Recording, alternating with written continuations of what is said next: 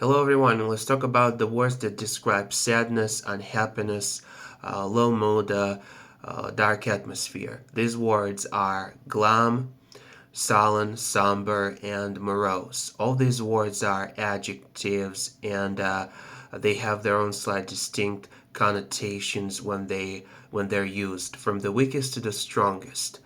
Glum, sullen, somber, morose.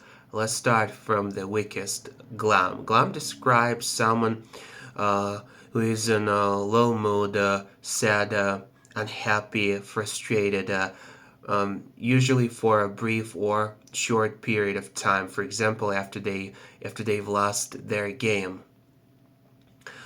When it comes to Sullen, you can apply all the previous features that I mentioned to this word, but it also describes someone uh, who's not willing or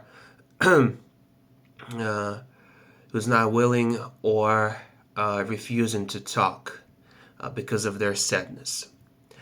The next word is somber, and this word is much stronger than the previous two words, and it can also describe an atmosphere, usually a dark, gloom atmosphere. For example, funerals.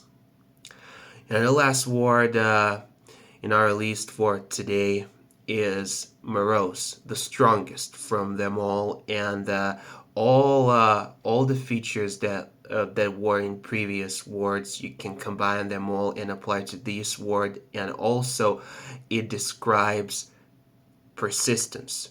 And that's the key here. This word you can apply to someone who's always or for a longer period of time unhappy, sad, frustrated, surly. You can also say surly about them.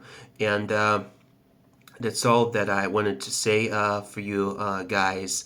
Have a great day, and thank you so much for watching. I'll see you next time.